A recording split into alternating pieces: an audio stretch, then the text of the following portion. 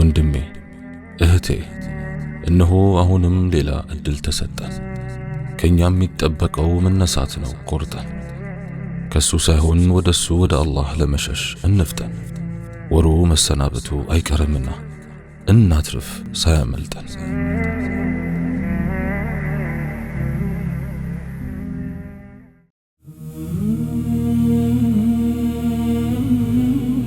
ቢስሚላህ اللهم لك الحمد كما ينبغي لجلال وجهك وعظيم سلطانك، والصلاة والسلام على رسول الله وعلى آله وصحبه ومن والاه. السلام عليكم ورحمة الله وبركاته.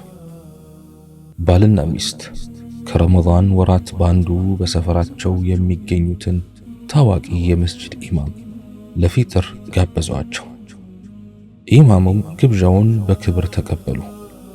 የቤቱ እማወራ የምግብ ማዕዱን ለማዘጋጀት ተፍተፍ እያለች ሳለ ገንዘቧን ጠረጴዛው ላይ ጥላ ወደ ኩሽና አመራች። ፊጥራው ተጠናቀቀ። ኢማሙም ሄዱ። ሚስት ገንዘቧ እንደጠፋ አስተዋለች።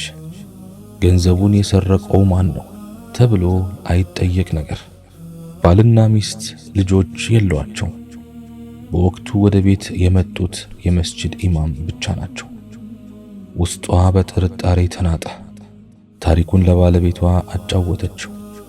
የመስጂዱን ኢማም እንዲያማክራቸውና ጉዳዩን እንዲያረጋግጥ ጠየቀችው። እረ ነውር ነው፣ ባይሆን ከኢማሙ ጋር የፈጠርነውን ስር የሰደደ ግንኙነት አቋርጠን ፋይሉን እንዘጋለን እንጂ እንዲህ አይነት ጥያቄ ማንሳት የማይታሰብ ነው በማለት መለሰላት። ቀናት በነፋስ ፍጥነት ከነፉ። ቀጣዩ ረመዳን ገባ። ባል ከሚስቱ ጋር ተቀመጠ። እንግዲህ የእዝነትና የይቅርታ ወር ስለገባ ያለፈውን መርሳት አለብን። እንደምታውቂው ኢማሙም ቤተሰብ የላቸው። የኛው ስለሆኑ ዘንድሮም ቢሆን ለኢፍጣር ልንጋብዛቸው ይገባል በማለት ሚስቱን አማከራት። ሚስት ለአፍታ ዝም ካለች በኋላ በሐሳብህ እስማማለሁ፣ ነገር ግን የማስቀምጠው ቅድመ ሁኔታ ይኖራል። እርሱም የባለፈው ዓመት ረመዳን ላይ ስለተሰረቀው የገንዘብ ጉዳይ በግልጽ እንድታወሩ እፈልጋለሁ አለችው። ባቀረበችውም ሐሳብ ተስማሙ። የመስጂዱ ኢማም ግብዣውን ተቀብለው ከቤት መጡ። ፊጥራውን ከጨረሱ በኋላ የቤቱ አባወራ ጉዳዩን በይፋ አነሳው። ስለ ገንዘቡ ሁኔታ በቀጥታ ጠየቃቸው። ከፍተኛ የሐፍረት ስሜት ተሰማቸው። እንባቸው በጉንጮቻቸው ላይ ተንኳለለ። ካቀረቀሩበት ቀና አሉ። አይኖቻቸው የእንባ ቋጠሯቸውን እንደፈቱ ነው። ሚስት ፈጠን ብላ ኢማም ሆይ ምን ሆነው ነው የሚያለቅሱት በማለት ጠየቀቻቸው። አዎ ገንዘቡን ያነሳሁት እኔ ነኝ። ያስቀመጥኩትም የመጽሐፍት መደርደሪያው ላይ ከተቀመጠው ብቸኛ ቁርአን ውስጥ ነው። እንባዬ የፈሰሰው ረመዳንን ጨምሮ ለ365 ቀናት ያህል የአላህን መጽሐፍ ገልጣችሁ አንድ ፊደል እንኳን ባለመቅራታችሁ ውስጤን ተሰምቶት ነው በማለት ምላሽ ሰጡ። በዚህን ጊዜ የቤቱ አባወራ በፍጥነት በመደርደሪያው ላይ ወደ ተቀመጠው ቁርአን አመራ። ገንዘቡንም የቁርአኑ የመጀመሪያና ሁለተኛ ምዕራፍ መሃል ላይ ተቀምጦ አገኘው። ሚስት እንባዋ ግድቡን ጥሶ ፈሰሰ። ኢማሙን በክፉ በመጠራጠሯ ይቅርታ ጠየቀቻቸው። ልጄ ሆይ እኔ ደካማ የአላህ ባሪያ ነኝ። ይልቅ ዓመቱን ሙሉ ቁርአኑን ችላ በማለትሽ ይቅርታና ምህረት ከአላህ ጠይቂ በማለት መከሯት። እኛስ መቼ ይሆን ለመጨረሻ ጊዜ የአላህን ቃል ከፍተን ያነበብነው? ነፍሳችንን ሳንዋሽ እውነቱን ለራሳችን እንንገረው። ወገኖቼ የአላህ ቃል እየጠራን ቢሆንም ችላ ብለነዋል። በየቀኑ ከቁርአን ምን ያህል ታነቢያለሽ አሏት። የሚያስፈልገኝን ደስታ ያህል አለቻቸው። ብዙ ባነበብኩ ቁጥር ብዙ ደስታ አገኛለሁ ማለቷ ነው። መደሰት ካማረኝ በቁርአን እደሰታለሁ ማለቷ ነው። በእርግጥም የአላህን ቁርአን ከፍቶ ማየቱ ብቻ ደስታን ይሰጣል፣ እርካታን ያጎናጽፋል። ዘመኑ በብዙ ነገሩ ቢዚ አድርጎናል። ልጅ ሆኜ የቁርአን ጓደኛ ነበርኩ። ግና ዛሬ ከቁርአን ርቄ ወደ ሶሻል ሚዲያው መመላለስ ካበዛው ሰነበትኩ። አወይ ልጅነቴ! የቂያማ ቀን ቁርአን ከሚከሳቸው ሰዎች አንዱ እንዳልሆን ሰጋለሁ። አዎን፣ የቂያማ ቀን ቁርአን የዘጉትንና ያኮረፉትን ሰዎች ይከሳል። ቁርአን አንብበውት በሱ ያልሰሩበትን በእውነተኛው የፍርድ አደባባይ ይሞግታል። ከተሰቀልኩበት አላወረዱኝም፣ አላነበቡኝም፣ አልሰሩብኝም ይላል። አላህ በረሕመቱ ይሁነን። ሐቂቃ ግን በረመዳን የዘጋነውን ቁርአን መልሰን የምንከፍተው መቼ ነው ግን? አጠገባችን እያለ ረሳነው እኮ፣ እርስት ታደረግነው። ወላሂ የፈጠረን ጌታ አላህ ሱብሓነሁ ወተዓላ በሕይወታችን ከርሱ ተነጥለን እንዳንቀር ከርሱ ጋር የምንገናኝበትን በርካታ መስመሮች አበጀልን። አንዱ መስመር የቁርአን ነው። ከቁርአን ተቆራረጥን ማለት ከአላህ ተቆራረጥን ማለት ነው። ቁርአንን ከረሳንና ትኩረታችን በሌሎች ነገሮች ንባብ ላይ ካደረግን በእርግጥ ቆይተናል። ደንዝዞ ከመቅረት አላህ ይጠብቀን። አላወቅንም እንጂ የቁርአን ኑሮ የደስታ ኑሮ ነው። ከፍቶ ማየቱ ብቻ ልብን ያሰክናል። ለማንበብ መንገራገጩ ጭምር ምንዳን ያስገኛል። አላህ ቁርአንን በረከት፣ ፈውስና ቀናቻ አድርጎ ነው ያወረደልን። በየቀኑ ልጆቻችንንና ቤተሰቦቻችንን በማስተማር የጨለመ ቤታችንን እናድምቅበት። ከቁርአን ጋር የሆነ ቤተሰብ አላህ ከዚያ ቤተሰብ ጋር ይሆናል፣ በረከቱንም በሰፊው ያወርድለታል። አንድ የቁርአን ሰው ምን ይላል መሰላችሁ? ቁርአንን በማንበብ ቢዚ ሆነንና በረከት ሁሉ በዛልን። ሩጫችን ከመብዛቱ ጋር ውጤታችን እንዴት አናሳ እንደሆነ ልብ በሉ።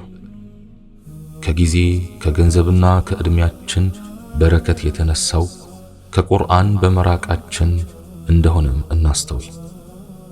ከቁርአን ጋር መሆን ማለት ከአላህ ጋር መሆን ነው። ስለሆነም ቁርአን ማንበብ የሚያበዛ ሰው የአላህ በረከት ባይጎርፍለት የሚገርም ነው የሚሆነው። የቁርአን በረከት ከሚገኝባቸው መስመሮች መካከል ልጆችን በቁርአን ማሳደግ የሚገኘው ትርፍ ነው። በልጅነት ቁርአንን መማር ልቦናን ይከፍታል፣ አእምሮን ያሰላል፣ ንቃትን ይጨምራል።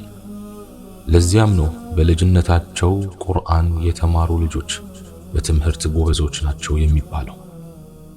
ኢብራሂም አልመቅደሲ ለትምህርት የሚሄደውን ጓደኛቸውን ሲመክሩ እንዲህ ብለውት ነበር፣ ቁርአንን ማንበብ አብዛ፣ ብዙ ባነበብክ ቁጥር የምትመኘው ነገር ሁሉ ይገራልሃልና። ቁርአንን የሚወድ ሰው አላህን የሚወድ ነው። አላህን ስለሚወድ ሁሌም በቁርአኑ በኩል ሊያገኘውና ሊያዳምጠው ብሎ ቁርአን ያነሳል። በእርግጥም ከልጅነታችን ጀምሮ የተረዳነው ነገር ቢኖር የቁርአን ሰዎች ለቁርአን ልዩ ፍቅር ያላቸው የአላህ ሰዎች መሆናቸውን ነው። አላህ ለኔ ላላቸው ሰዎቹ ነገርን ሁሉ ባያገራ የሚገርም ነው የሚሆነው። አብዱል መሊክ ኢብኑ ዑመይር ቁርአን አንባቢዎች ያልተበከለ አእምሮ ባለቤቶች ናቸው ብለዋል። አእምሮአቸው ባለመበከሉም ነው ከሌሎች መጽሐፎች ሁሉ መርጠው ወደ ቁርአን ንባብ ያዘነበሉት። ወደ ቁርአን ማዘንበል ወደ ንጽህናና ወደ ንጹህ ነገር ማዘንበል ነው። የቁርአን ሑፋዞች ያን ሁሉ ገጽ መሸምደድ የቻሉት ንጹህ ስለሆኑ ነው። ለንጹህ የአእምሮ ባለቤቶች እንደ ቁርአን ገር ነገር የለም። ኢማም አልቁርጡቢ እንደሚሉት ቁርአንን ማንበብ የሚያዘወትር ሰው እድሜው 100 እንኳን ቢሞላ አእምሮ ንቁ ነው። በዚህ ረገድ በሐያታችን ብዙ ሰዎችን አይተናል። ቁርአን ብርሃን ነው፣ ለነፍስም ለአካልም ለፊትም ብርሃን ነው። ቁርአን የሚወዱ ሰዎች እድሜያቸው ቢገፋም የማስታወስ ችሎታቸው ከፍ ያለ ነው። ጥንካሬያቸውም የሚገርም ነው። ፊታቸው ያልተሸበሸበ፣ ወገባቸው ያልጎበጠ ብዙዎችን አይተናል። ዛሬ ላይ ቁርአን ለማንበብ እድሉ ሰፊ ነው። ቁርአን በየሞባይሉ ላይ ተጭኗል። ቁርአን ያለበትን ሞባይላችን ከኪሳችን አውጥተን አሊያም ሙስሐፉን ከመደርደሪያው ላይ አውርደን ለማንበብ ባንታደል እንኳን ባገኘንበት አጋጣሚ ሁሉ ቁርአንን ኤርፎናችንን ሰክተን ማዳመጥ እንችላለን። ለዚህ ትልቅ ትርፍ ለሚገኝበት ሥራ ራሳችንን ማግራት ይኖርብናል። ቁርአንን ስናዳምጠው በረከቱ ከጆሮአችን አልፎ ወደ ሰውነታችን ይዘልቃል፣ መልእክቱም ወደ ደማችን ይሰርጻል። ቁርአን ከየትኛውም በመርፌ ከሚሰጥ መድኃኒት በላይ በሰውነት ህዋሳት ላይ ነፍስ ይዘራል። ብልህ ከሆንን በተገኘው አጋጣሚ ሁሉ ስንቆምም ሆነ ስንቀመጥ፣ ስንጋደምም ሆነ ስንሮጥ በረከቱን እናትርፍ። ታክሲ ውስጥ ለታክሲ ወረፋ ስንቆም፣ እንቅልፍ አልወስድ ሲለን፣ የእግር መንገድ ስንጓዝ፣ ዝም ብለን ያላንዳች ትርፍና ትርጉም ከመቆምና ከመቀመጥ ቁርአንን ወዳጃችን እናድርገው። ትርጉሙን ባናውቅ እንኳን ቁርአን የሚነግረን አንዳች ነገር አለው። ቁርአን ምርጥ ማጠቢያ ነው። የዛገ ልብን ያጸዳል፣ የነተበ አእምሮን ያበራል። ለየትኛውም ችግር መድኃኒት፣ ለማንኛውም በሽታ ፈውስ ነው። ቁርአን ጭንቀትን ያስወግዳል፣ ሐዘንንም ያስረሳል። በሐያታችን ደስታ የሚኖረን ለአላህ ቃል ቁርአን በቀረብን ቁጥር እንደሆነ እናስታውስ። የአላህን እዝነት የምናገኘውም ለአላህ ቁርአን በቀረብን ልክ መሆኑን እንወቅ። ይህም በማንበብ፣ በማዳመጥ፣ በመማር፣ በማስተማርና በሌላም መልኩ ሊሆን ይችላል። ኢማም ኢብኑል ጀውዚ ምን ይላሉ መሰላችሁ? ቁርአን እንደ ማር ሁሉ ሁነኛ መድኃኒት ነው። የማርን ጥቅም አላህም ሱብሓነሁ ወተዓላ በቁርአን ውስጥ አውስቶታል። ጥቅሙ ሁለገብ ነው። ምግብም መጠጥም ነው። መድኃኒትነቱ ሰፊ ነው። ለዘርፈ ብዙ በሽታዎች ማከሚያ ነው። ቁርአን ጥቅሙ ከማርም ይበልጣል።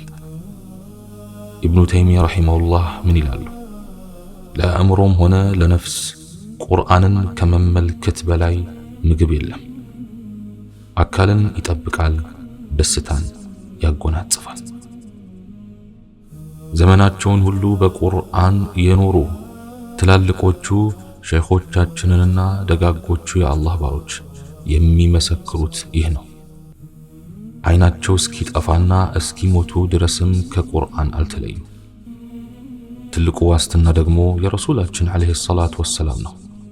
ቁርአንን አንብቡ፣ እሱ የቂያማ ቀን አማላጅ ሆኖ ይመጣልና ዓለይሂ ሰላቱ ወሰላም። ቁርአን ለወዳጆቹ ጠበቃና ተከራካሪ ነው። ዛሬ አጥብቀው የያዙትን ወዳጆቹን ነገ ይደርስላቸዋል። ችግር በገጠማቸው ጊዜ ከጎናቸው ይቆማል፣ ያሸማግላል፣ ያማልዳል።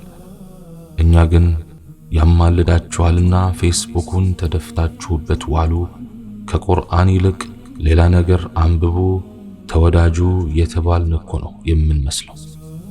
ነገ አላህ ፊት ላይጠቅመን ነገር። ዛሬ ላይ ራሳችንን ያሰጠምንባቸው እጅግ በርካታ አይረቤ ነገሮች አሉ። አላህ ምስክሬ ነው። እነዚህ ነገሮች ብዙዎቹ ተራ ነገሮች ናቸው። የሚጠቅሙ ይመስላሉ እንጂ አይጠቅሙም። ትርፍ አይገኝባቸውም፣ ሰው አይኮንባቸውም። በእነርሱ መጠመድ ለዛሬም ሆነ ለነገ ህይወታችን አይጠቅመንም። ቁርአን በአንድ ጎን ቢቀመጥና እነርሱ ሁሉ ተሰባስበው በሌላ አንድ ጎን ቢቀመጡ የቁርአን ክብደት በእጅጉ ያመዝናል። ስለዚህ ክብደት ያለውን እንያዝ። ከቁርአን ጋር በመሆን ከአላህ ጋር እንሁን። የቁርአን ወዳጅ መሆን በመጨረሻው ዓለም ያሸልማል። በቂያማ ቀን የቁርአን ባለቤት የሆኑ ልጆችም ሆኑ ወላጆቻቸው አላህ ዘንድ ትልቅ ክብርን ይጎናጸፋሉ። ልጆቹ በታላቅ የክብር ዙፋን ላይ አክሊል ደፍተው ይቀመጣሉ። ቁርአንን ከማወቅ በላይ ንግስና የለም። የቁርአን ሰዎች ልዩ የአላህ ሰዎች ናቸው። እጅግ ወሳኝ ሰዎች ናቸው። አይደለም ከቁርአን ሰዎችም የተጠጋ ሰው ፈጽሞ አይወድቅም፣ አይከስርም፣ ፈጽሞ እድለቢስ አይሆንም። በቁርአን ሰዎች በረከት ምክንያት እሱም ከነርሱ ጋር ይጠራል፣ ትሩፋቱም ለሱ ይደርሳል። ቁርአን ይህን ሁሉ ትሩፋት እያለው በራሳችን ላይ ምን ያህል እንደሰሰትን አያችሁ አይደል? እኛ ግን ምን አይነት ሰዎች ነን? በአላህ በሚጠቅመን ነገር ላይ ጥቂት፣ ብዙም በማይጠቅመን ነገር ላይ ብዙ ሰዓት እናሳልፋለን። አላህ የሻለት ሰው ይህን መልእክት ለመረዳት ሁለት ያነባል። ተረድቶም ቁርአንን ይከፍታል፣ ሐሳቡንም ለሌሎች ያካፍላል። እስቲ ሁሌም ባንችል አልፎም ቢሆን ለቁርአን ጊዜ እንስጥ። ከፌስቡኩ ቀና ብለን የአላህን እዝነትና በረከት ሽተን አንዲት ምዕራፍ አብረን እናንብብ። ያ ረብ ቁርአንን አስወድደን ዘወትር ከሚያነቡትም አድርገን። ያ አላህ ስብሓነሁ ወተዓላ እኔም በተናገርኩት እናንተም በሰማችሁት የምንጠቀም ያድርገን። سبحانك اللهم وبحمدك أشهد أن لا إله إلا أنت أستغفرك وأتوب إليك وآخر دعوانا أن الحمد لله رب العالمين والسلام عليكم ورحمة الله.